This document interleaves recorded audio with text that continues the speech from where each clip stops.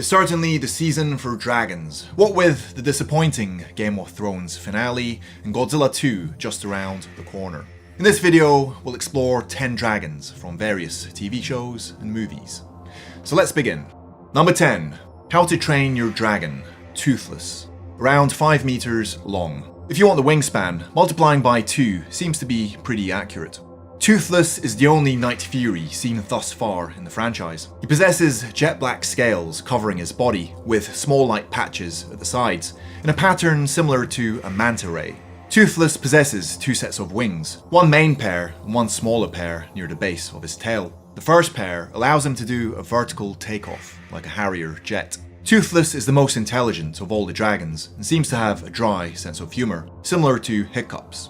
Number 9. Draco from Dragonheart. Around 15 meters long. Draco may have a shorter tail, making him only 15 meters long, but he's more robust and muscular than most of these entries. Queen Aelin has Prince Enon taken before a dragon, and asks it to save the boy's life. The dragon replaces Enon's wounded heart with half of its own, on the promise that Enon will rule with justice and virtue. However, Enon proves even more tyrannical than his father by enslaving the former rebels, forcing them to rebuild a Roman castle.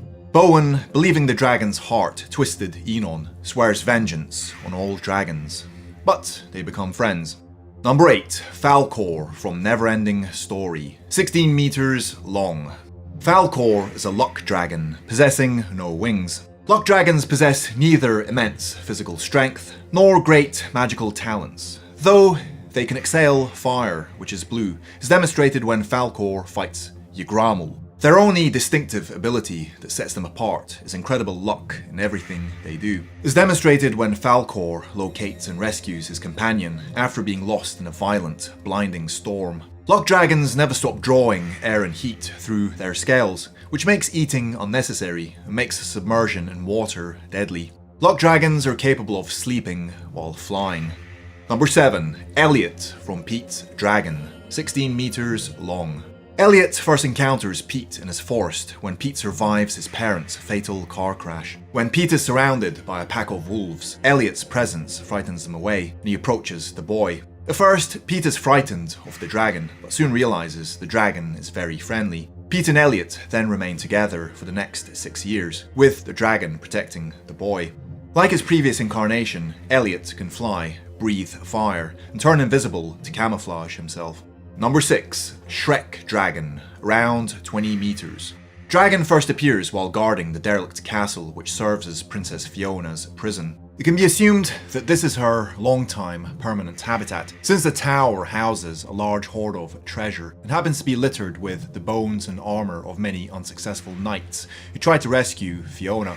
While searching for the princess, Shrek and Donkey become separated in the castle. Dragon traps Donkey on a stone pinnacle, intent on eating him. Out of desperation, Donkey smooth talks Dragon with compliments, causing her to become infatuated and spare his life.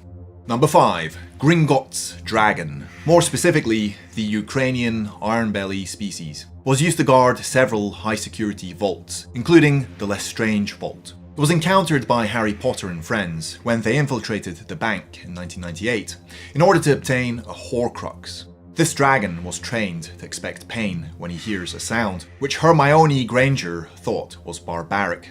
Number 4. Drogon from Game of Thrones. Around 60 meters long. Maybe 70. The Game of Thrones producers stated the adult dragons were the size of a Boeing 747, placing them at 76.25 meters long. Drogon was the largest. Drogon is one of the dragons born in the Dothraki Sea. Commanded by Daenerys Targaryen, he's named after her dead husband, Drogo. Drogon's believed to be the reincarnation of Balerion the Black Dread, but Daenerys decided to give him a new name for his new life. The largest and most aggressive of Daenerys' 3 dragons, Daenerys has problems reining him in. Number 3. Dragonstorm. Around 100 meters long. In 484 CE, the knights formed Dragonstorm at Merlin's behest to wipe out the Saxons, winning the battle for Camelot. In the succeeding centuries, Camelot fell into legend, and Dragonstorm was misbelieved by many, including Professor Vivian Wembley, as merely the exaggerated story of a catapult. In the present day, the reawakened knights formed Dragonstorm to fight Quintessa and the Decepticons. Number 2. Smaug. Around 130 meters long. It's because he has a long tail. Smaug was a fire drake of the Third Age, considered to be the last great dragon to exist in Middle-earth. He was drawn towards the enormous wealth amassed by the dwarves of the Lonely Mountain during the reign of King Thror, laid waste to the neighbouring city of Dale, and captured the Lonely Mountain, driving the surviving dwarves into exile. For 171 years, Smaug hoarded the Lonely Mountain's treasures to himself, staying within the mountain, until a company of dwarves managed to enter the mountain and awaken him from hibernation. Number 1. King Ghidorah. Around 280 meters long. King Ghidorah came to Earth in a meteor in 1964, intending to wipe out all life on the planet. The usual story. Ghidorah emerged from the meteor and flew across Japan, ravaging city after city with his gravity beams. Mothra attempted to stop Ghidorah, but she was beaten by the powerful dragon. Godzilla and Rodan witnessed the battle and decided to put aside their differences to help Mothra stop Ghidorah. Together, the three monsters forced Ghidorah to retreat back into outer space. So there you have it, the top 10 largest dragons from the movies and TV shows. Which one's your favourite? Which dragon did I not cover? And now you're gonna tell me off. Anyway, please let me know in the comments below. Until next time, I've been Viral Killer.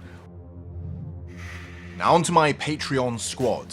If you enjoyed the video, consider becoming a Patreon supporter. For as little as $1 a month, you can join this Patreon squad panel, now including a free message. And if you don't want to join Patreon, but want to help the channel anyway, follow these steps. First, subscribe, get rid of that annoying banner, hit the bell icon, like, and share. The sharing really helps. And the cherry on top, a comment. That's the rocket fuel that's going to propel the video to a top spot. Well, as close as it can get. So follow these steps and you might as well have given me $5. Thank you. Also, please follow me on Twitter and Instagram. Check out my store for some viral merchandise. Okay, I'm done.